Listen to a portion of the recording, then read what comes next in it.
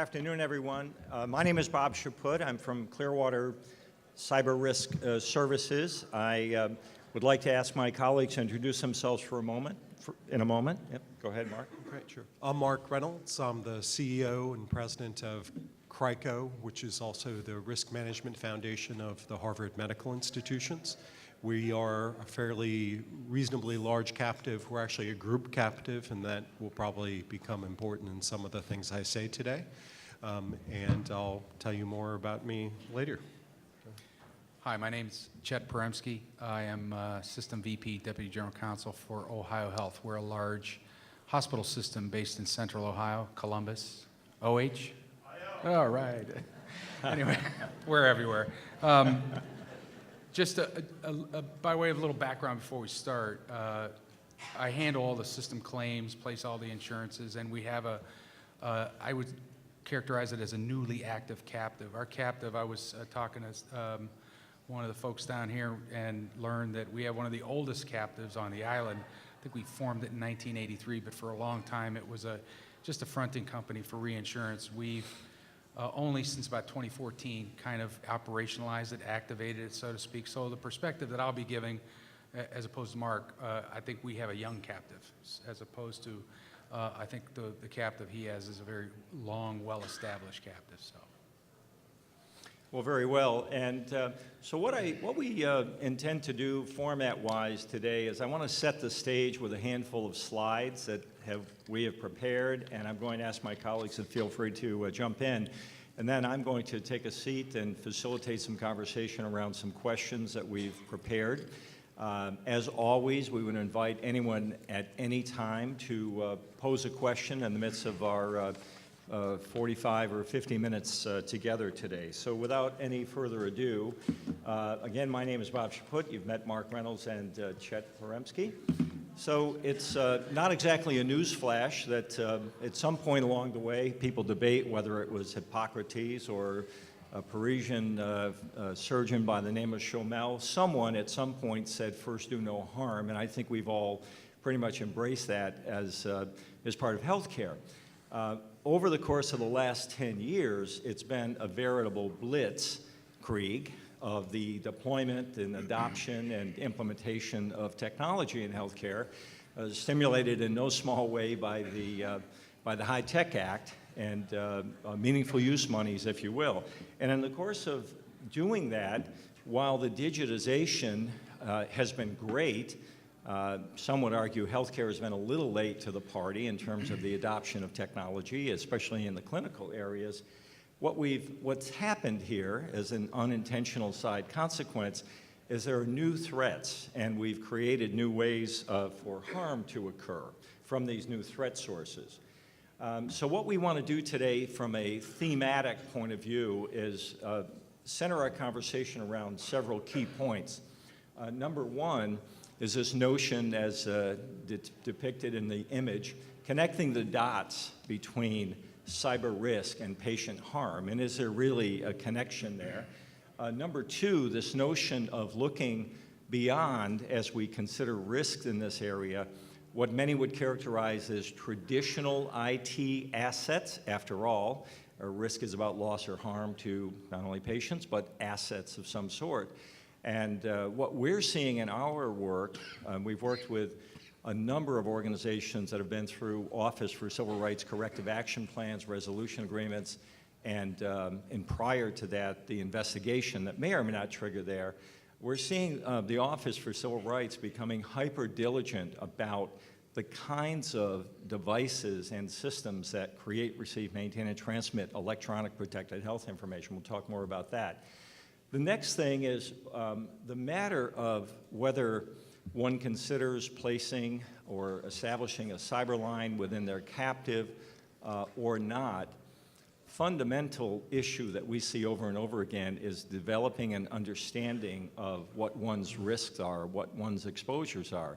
This is very, very amorphous. I'm not an insurance professional, but I don't know if it was 100 years or 125 years ago when Property and casualty wrestled with the matter of fires, and it took some time before sprinkler systems and fire extinguishers and co-locating next to hydrants or next to the fire department.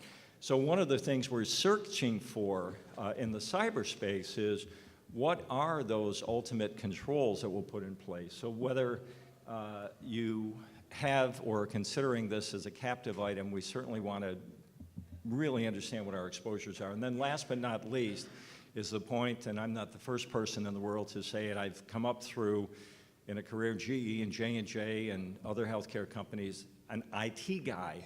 This is absolutely unequivocally not an IT issue, it's an enterprise risk management issue. I'm going to pause and ask Chet, Mark, if you have any comments before I go through a few more slides on some of these themes. Chet, good to go? Okay. So I always, I guess as a mathematician by training, I always went back to the fundamental theorem of integral calculus. Here I'm going back to the fundamental risk problem we're trying to solve. And at the end of the day, whether you are as risk managers, you're always trying to understand what the root cause issues may be. This is what our world is about. When it comes to information risk or cyber risk, at the end of the day, it's about confidentiality, integrity, and availability. We do not want to impermissibly disclose any of our sensitive records for which we're custodians. That can result in adverse decisions of employment, credit decisions, employment, promotions. It can result in medical identity fraud of great magnitudes. The second thing we don't want to do is compromise the integrity of any of this sensitive information. My classic example is I'm in the hospital, I'm scheduled for surgery the next day, somebody breaks into the EHR system, whatever it is, they change my blood type.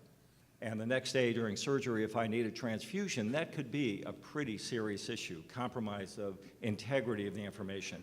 And last but not least, as I'm prone to saying, unless you've been on an interplanetary space mission for 10 years, you've probably heard of something called ransomware. And this is the modern day version. Years ago, when I first got into information security, we were concerned about availability, an airplane crashing into the data center. Now, someone sitting on the other side of the world can actually render your information unavailable, your systems unavailable with a ransomware attack. That's bad. That can result in delayed diagnoses, delayed surgeries, canceled admissions into centers, as we saw in 2016. This represents the fundamental problem we're trying to solve, and I characterize it this way. If you haven't heard the mnemonic, you can be a hit at the next cocktail party where there are security professionals. It's about CIA. Don't compromise confidentiality, integrity, and availability. And if we're going to do that, we need to understand all the possible ways in which that can happen. And there are a myriad of them across the landscape. Today, this sensitive information is more voluminous than ever. It's more visible than ever with all the devices that we have available to us. It's more valuable than ever. Healthcare is a veritable treasure trove of information. The old Willie Sutton routine, why do you rob banks? Why do you attack healthcare organizations? Because there's so much information there. And last but not least, it's more vulnerable than pretty much any other industry in the US. The single biggest issue that we see over and over again is identifying what those risks are. And that's one of the themes we want to talk about today. I'll speak, oftentimes I'll build this graphic up. If you think about quality and safe care today, some of the underlying tenets of that are shown at the bottom, connecting these dots: quality and safe care, access to care, and timely care. And at the same time, going back to the CIA from the previous slide, we could have a 2-hour discussion about the ways in which a compromise of confidentiality could adversely affect any of the 3 elements below, a compromise of integrity, similarly, and last but not least, a compromise of availability. It's been characterized on TV series. Some of you may have seen the TV series that was on Showtime called Homeland. You know what they did to the vice president. We now have biomedical devices that are attached to our patients and or implanted in them.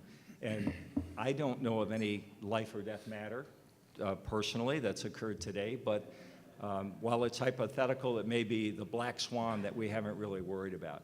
There is, we believe, I think our panelists will say that as well, certainly a connection between cyber risk and patient safety that we haven't seen before. And I mentioned this earlier, we've done a lot of work with organizations going through enforcement actions, and the Office for Civil Rights is really dialing up their level of diligence around this. They're not only looking at the EHR system and the pharmacy system and the patient accounting system where this information lives, they're also looking at the biomedical devices. And beyond that, this was a new one for me, and I've seen a number of things.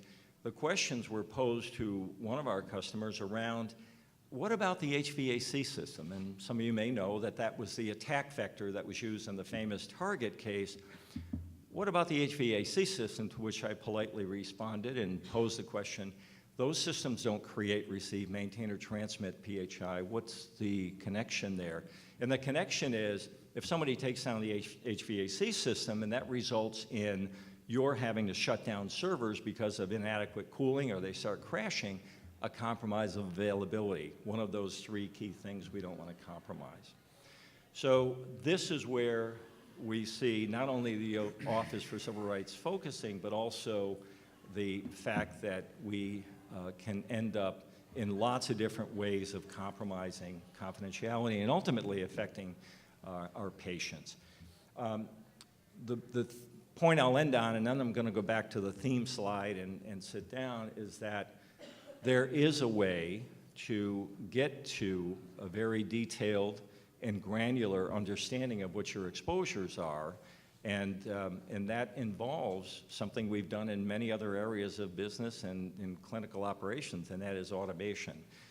So I'll leave you on that note. I'm going to flip the slides back, and then we'll open it up for conversation. Before I do, and while I do, Mark or Chet, if you have any comments you'd like to make, I'll go ahead and defer to you for a moment. I think I'll just wait for the round of questions. So. Okay. Yeah. All right, very good. So I spoke about connecting the dots, and I guess what I'd like to do, Mark, I'll pose it to you first, is to what extent is this happening in CRICO and your member facilities? Are you connecting those dots? Well, we're trying to, right?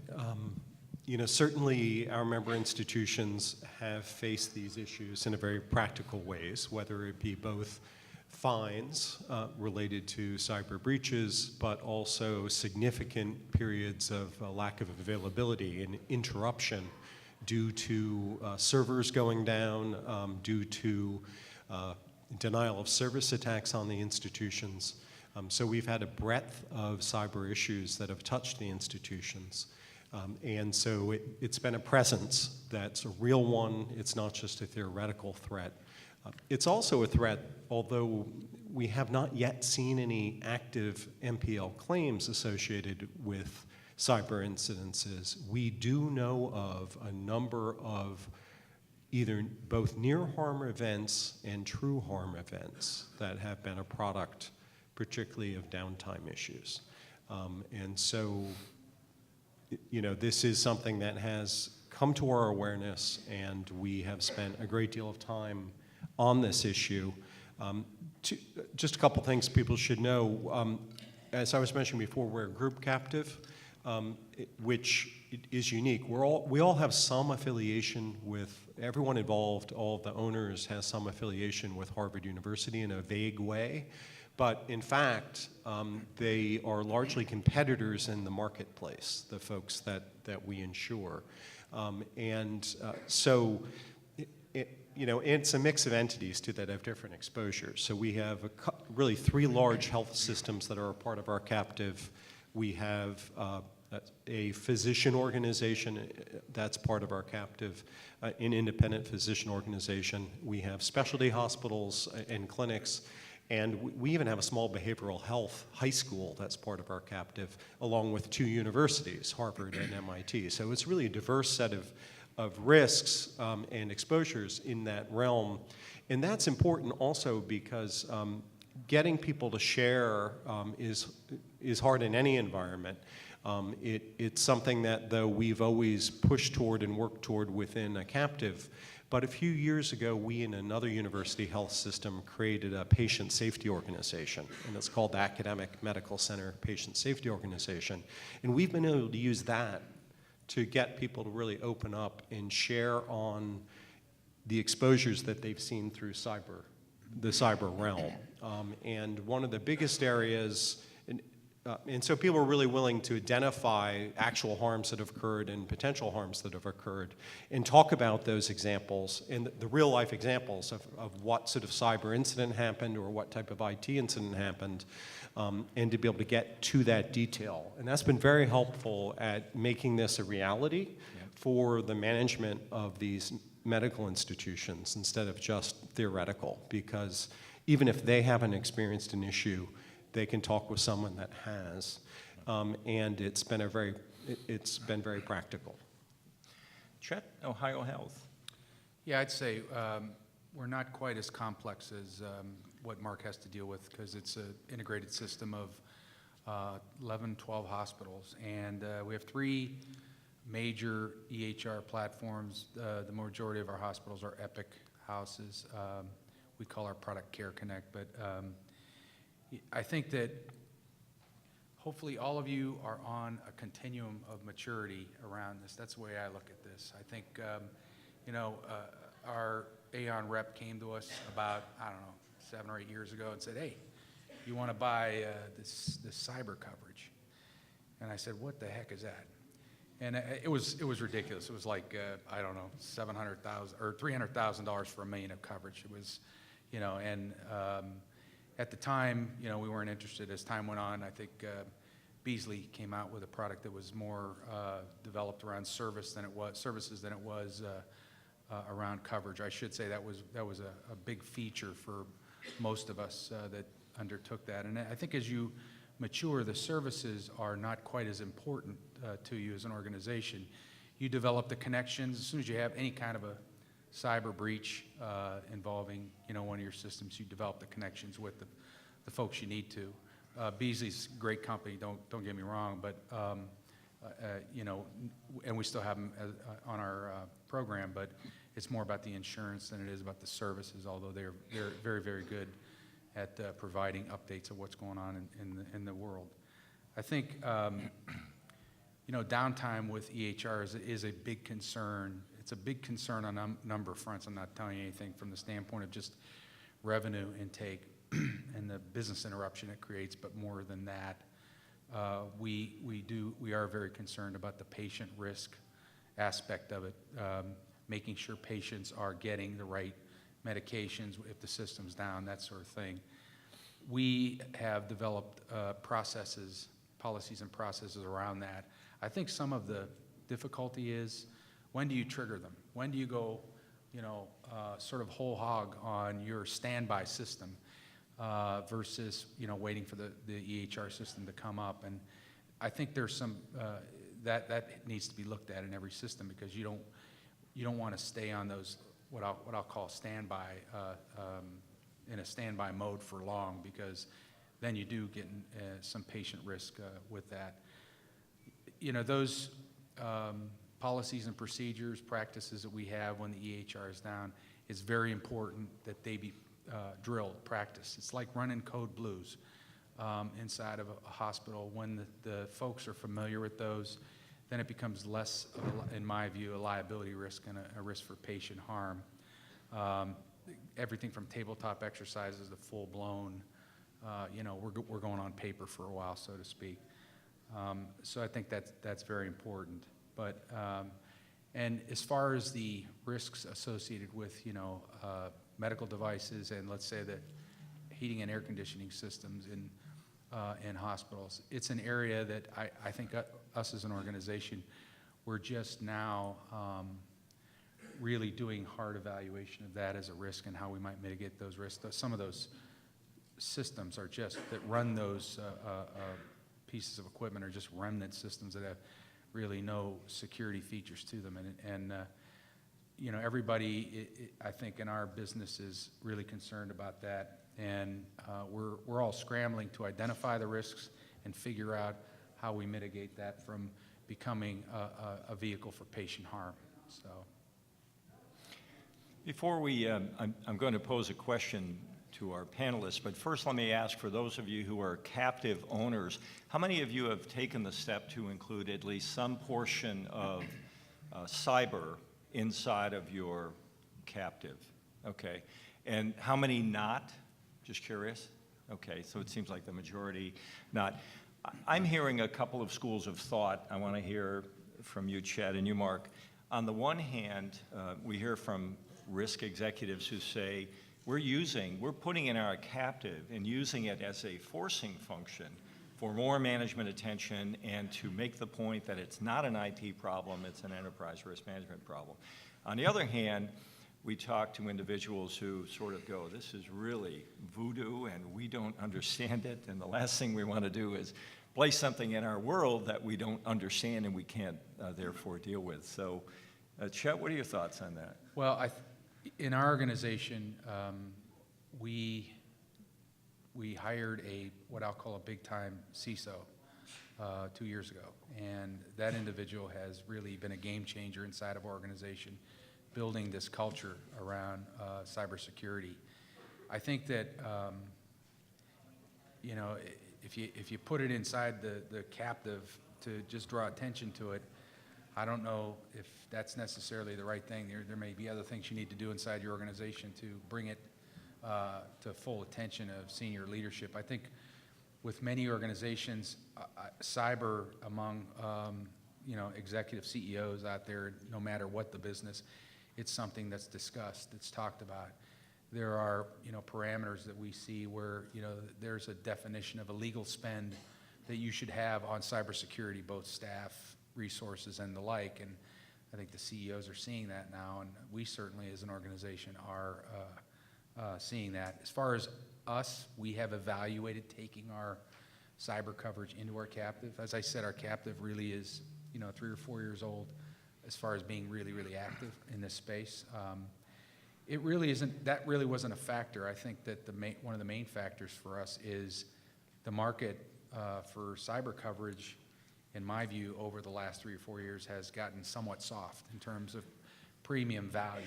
And so we made a decision that, we were getting pretty good premium quotes for the coverage that we felt was appropriate for our institution, and there was really no reason to provide for an alternate risk strategy. I think that if you can identify within your organization, maybe because there are some, you see some weaknesses in your organization that will be addressed by bringing in the captive, that's a different story. Ultimately, I think we will bring that coverage inside of our captive, at least we'll raise our SIR to a much bigger number, $1 million or whatever. We'll assume the liability for that and have the captive, operate or undertake that risk. But as long as the markets are providing for some value in this space, I think that we see the current financing strategies of third-party coverage as being acceptable. Yeah. Mark? We did a full evaluation of this in 2014. We ended up concluding not to cover cyber, although I will say that the captive has remained quite involved in this issue. So while we're not currently covering the risk, we have been involved in a number of ways on trying to assist our member organizations in thinking about this. So we convene, for a long period of time now, we've been convening the cybersecurity officers of the different organizations on a regular basis to be able to share their experiences and learn from one another. We also created a grants program over a series of years, giving out grants of between $30,000 and $200,000 to member institutions to be able to address some of these issues. And it's still on our radar in terms of whether or not we would move forward to be able to provide coverage. Now, some of this, again, gets back to the fact that we're a group captive. I'd say the management of the captive was more interested in this than some of the members were. And so without getting sort of a greater number of members actively interested, we didn't move forward. But we will be reevaluating this more formally over the next couple of years and returning to the issues. And I think, too, the market has changed on this. When we were evaluating this, it really seemed that, you know, limits were quite low and prices were quite high. And what you were really buying was the incident response. And when we looked at that, we said, you know, there's no reason for us to replicate incident response. We're going to end up holding the bag on the financing anyway. Yeah.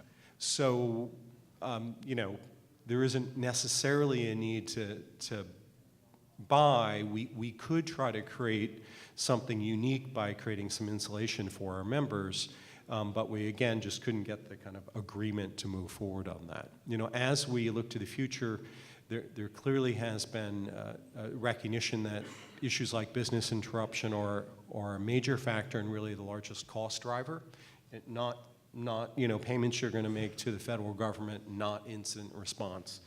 You know, and that's really what you need to begin. Issues like that are what you really need to begin thinking about.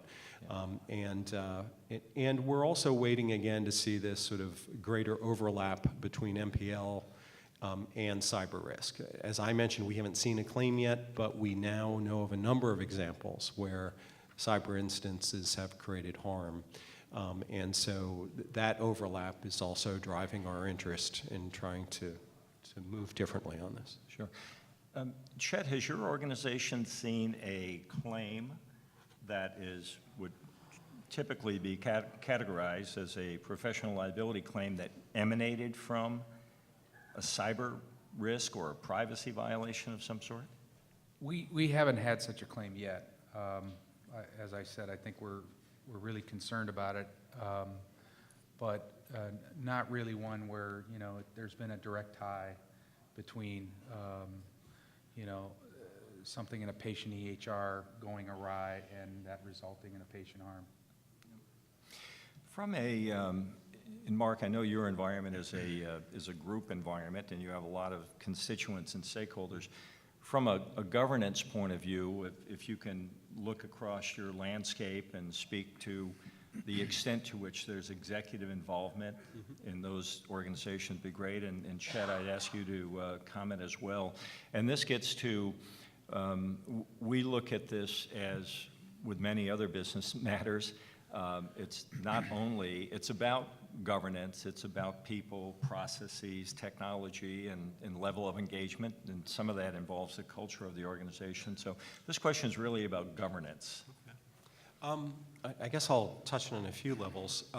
One, we're lucky in our captive that we've had a long history of pretty high-level engagement in terms of management of the member organizations and hospitals, et cetera. So our board, which convenes regularly, is mostly either the CEOs or sometimes you know, a CEO or CFO. And we also always include trustees of the organizations, the hospitals. So we have trustee presence in addition to senior management presence. And our third layer is to make sure we have senior clinical leadership involved on our board. So, and we use that board structure to have conversations at that high level about topics like this. So we will introduce issues like the cyber set of issue at board meetings over a series of years in order to get people to talk about these things and to think about within their own institutions you know, how to manage it and to make sure the view is one of both management and clinical leadership. I would say, though, that I think one challenge with hospitals in general is that few hospitals seem further behind on enterprise risk management. There's a great deal of focus on malpractice risk, and there's clearly focus on other issues such as employment risk. Increasing focus certainly on payment risk, but there are many areas, many hospitals don't really have an office that focuses on enterprise risk management. Often it's really just something the general counsel is responsible for, and there's a risk management office over here, and it really isn't integrated. And I think that's been a bit of a challenge overall, and it's a challenge in the cyber space, trying to get people to really govern and look at these issues in the most reflective way. Chet, you mentioned a new big-time Chief Information Security Officer. Does he or she have access to the executive team and the board? And what is governance like in Ohio Health on cyber risk? Governance at Ohio Health on cyber risk has really stepped up. I think some of the biggest drivers of that have been I think board members are hearing, the board members that serve on your boards and maybe serve on other boards, it's a common talk, a common concern among organizations. It translates back. But more than anything, I got to tell you, the incident at MedStar, the ransomware incident at MedStar, where our leadership is friends with the leadership over there, and then, you know, the hospital in Erie, PA that went down for, 3 weeks because of those kinds of nightmares. I mean, you know, you can sit there and speculate as a CEO, hospital CEO, but when you see it happen to a hospital, you really get religion around in this space. And so our CISO has had an open door available to her, and we've done a lot around governance. We have regular reporting of our state of the state with cybersecurity that runs up to our Finance and Audit Committee, which is a very important committee of the board. So it is very much appreciated. Our board members ask, how much money are you spending on cybersecurity? So it's at the forefront. Just want to comment about enterprise risk management. I think I echo that thought. This is really part of enterprise risk management. For all of us who have captives, I think the future is going to be working with the enterprise risk management leader inside of organizations where this gets maybe a completely new and different view, and the captive being one of the really robust tools that are available to organizations around enterprise risk in this space and others. So just switching gears a little bit, Mark, obviously the Harvard Risk Management Foundation does a lot of studies, does a lot of work and publications. Anything in this area at this point in time? Yeah, I'd like to report we have published this, but we're publishing it this week. Really through the Academic Medical Center Patient Safety Organization, we are about to publish a piece on EHR downtime. And so it's really a set of guidelines for organizations to think through all the areas that need to be thought through in order to deal with downtime incidences. So it's a 32-page document, includes a whole series of checklists in a host of areas, and it is the product of what have been a whole series of convening sessions across different institutions to talk about real live incidences of EHR downtime and how their own organizations responded to those and the policies that they both had before the incidences and the ones that they've now modified following those. So it's been really a robust product involving a number of different organizations, and we'll be publishing that this week. Because it isn't published yet, I can't give you a direct link, but I can at least tell you that our website, the CRICO website, or the actual address is www.rmf, for Risk Management Foundation, .harvard.edu. And if you go there, we have a whole area for clinician resources, and there's a section with guidelines, and this will be one of the new guidelines that is published. It's entitled EHR Downtime Guidelines. So if anyone's interested, you can avail yourselves of that work that has really happened through the PSO. You gentlemen are the risk management and insurance experts, and I'm not, but I've heard told that there were some seminal events that have occurred over time that resulted in important change as it related to insurance coverage. Anesthesiology cases back in the 70s, obstetric cases a little later than that. What were some of those defining events that caused a change and in fact led to organizations placing items like that within their captives. So, and what I'm looking for here is, so what is the innovation that's needed? What is some of the data that's needed? We don't have a lot of claims data, apparently. So, Mark, Chet, let me go to you. I think that for all of those, some of the forces that drove them into captives were external. Yeah. Some of them were internal. External being, hard markets where the coverage for the particular risk is not competitive, so to speak, and it's something that you want to pursue alternate strategies with. And I think some of the other forces that there can be in this space is your desire to control claims and to perform direct risk management, to finance that risk management, to use some novel approaches.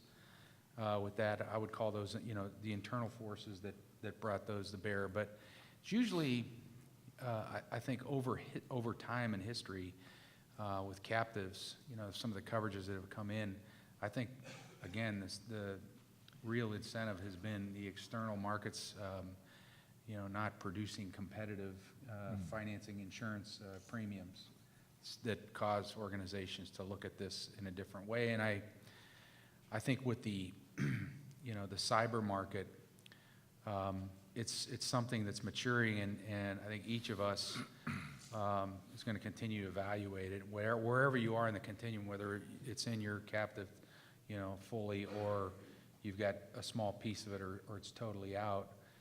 I think eventually it will end up inside of captives as we learn more about the space. I think the risk of that not happening has to do with new technologies and risks inside, as far as cyber breaches that we're not even thinking about today. Obviously the equipment, medical equipment, and that is something that we've discovered and is concerning, but there may be a whole host of different things as well.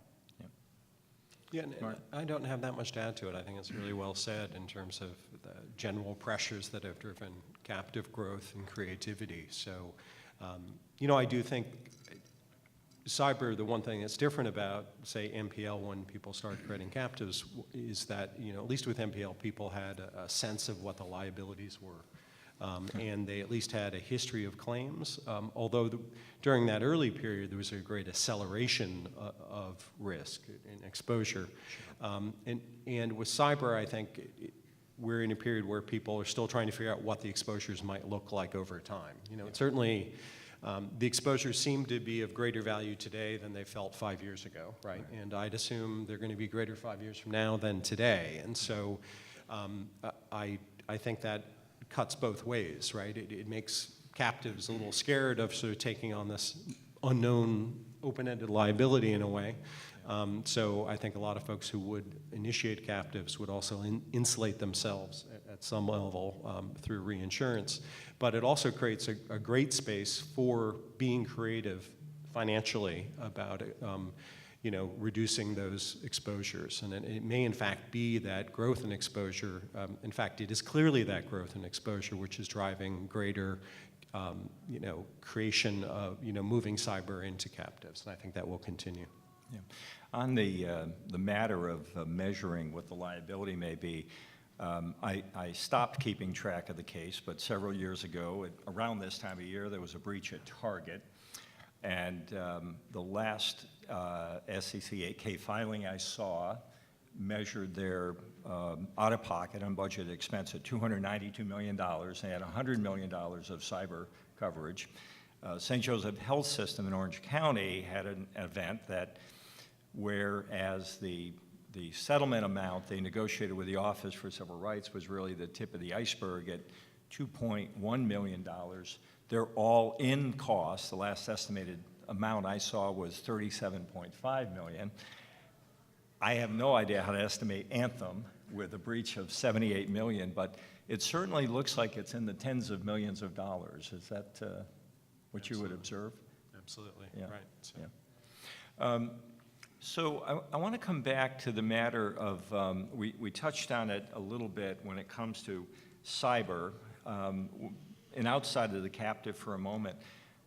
I think you touched on it, Chet, and you may have as well, Mark, but I just want to, so what is, when one buys commercial cyber line or policy today, what are you really buying? Are you really covering your liability, or are you buying some ancillary services around that? Mark? Well, as I said, I think it's a combination, right? There's still, incident response is still a big deal, right? Yeah. It's still something that has to happen, particularly if you have exposed data, personal, identifying data. So you need to account for that. And certainly one way of doing that is to sort of buy that as part of the insurance product. And if you're going to bring in your captive, you're still going to need a path for that. And to know that you're going to need to have some really pre-established relationships so that you don't have to figure it all out in the 11th hour, right? Or the first hour after an incident. So that's certainly important, but it's also true that, as you were just saying, those sorts of costs are really small in the end. And even the fines you're going to pay to OCR are small in the end compared to the total expenses that you are going to pay, either through interruption, business interruption, or through some of the other costs that can grow a lot. You will often find yourself in a situation where you really need to replace whole IT systems as a remediation effort. And those can be much larger dollars than the fines, et cetera, as well. So I think it has to be both. And in my book, you really need to think about those higher end losses on business interruption and figure out how you're going to address that. And so it's possible to keep that on the operational side of the fence, and maybe that's the right answer for a given organization, or you want to insulate yourself and deal with that using insurance or a captive insurance solution. Chet, I inferred that you're in a similar place, but what are your thoughts there? No, I concur with what Mark said. It's, the coverage, each year we ask our brokers to advise us on, where we stand with respect to coverage in relation to our peers. You guys probably do that as well. And we try to stay first quartile in this space, different areas, different kinds of coverage. We might be in different spaces.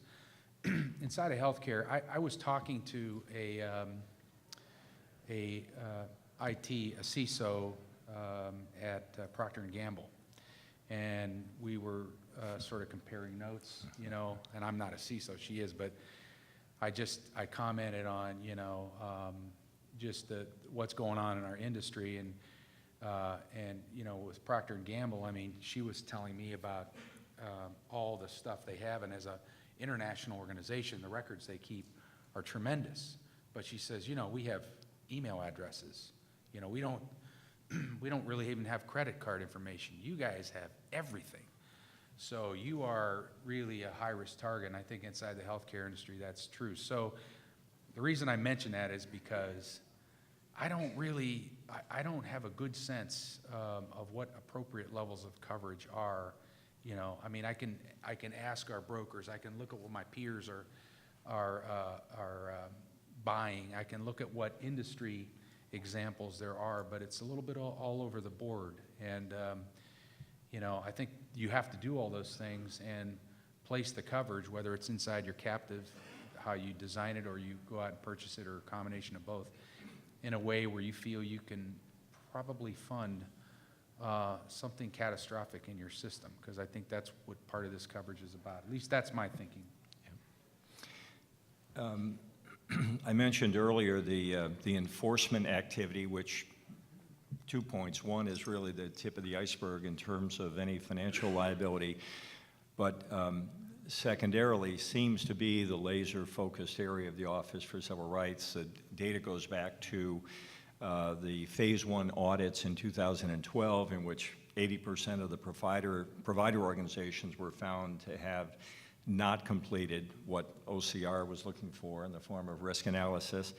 The 52 cases, 39 of which involved electronic protected health information, hence this subject matter, 35 organizations had adverse findings.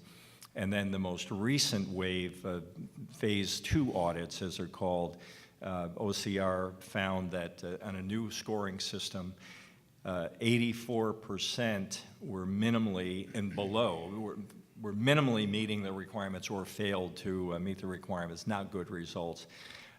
We do a live web event, complimentary web event on how to do an OCR quality risk analysis. And at the beginning of the event, I ask people to raise their hands to indicate whether or not they have done a robust, comprehensive, thorough risk analysis. And it's like Lake Wobegon, where I think the women are strong, the men are strong, the women are handsome, and all the children are above average. Everyone raises their hand. Of course, we've done a comprehensive and bona fide risk analysis, but the data would argue otherwise. Without putting you gentlemen on the spot, what do you think you are? Do you have a good handle on what all those risks are in your environment? Well, often, again, because we're a group captive, we're a little different, right? You know, we have endeavored to do that to meet our obligations for the captive itself, which, because it's an independent entity, right? So we have all the same exposures in miniature in a way, compared to our healthcare institutions. So we've certainly tried to, with guidance from others and all, and we know our member institutions have also tried to. You know, I think that the problem, particularly in healthcare organizations, is just the number of systems, et cetera, that really need to be reviewed, and all of the contractual relationships organizations have. And so the sheer number, I think, is what drives, even with good intentions, so many areas for things to fall apart and for great intentions not to deliver what really is a comprehensive review.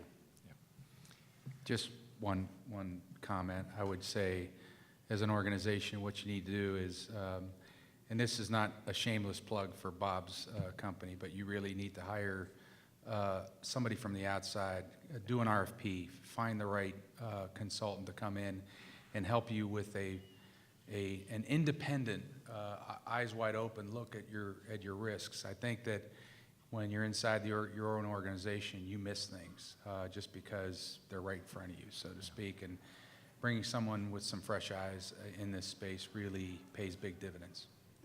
Very well. I infer we're at our time limit. I don't want to stifle debate, but yeah, we are coming up to the time, and we have a minute or two for questions, and then there's ice cream, so I don't want it to melt. And smoothies. Yep. And smoothies. Are there any questions from any of our audience today? It's the smoothies. Wow, everybody wants ice cream. All right, well, thank you very much. Yeah. Thank you.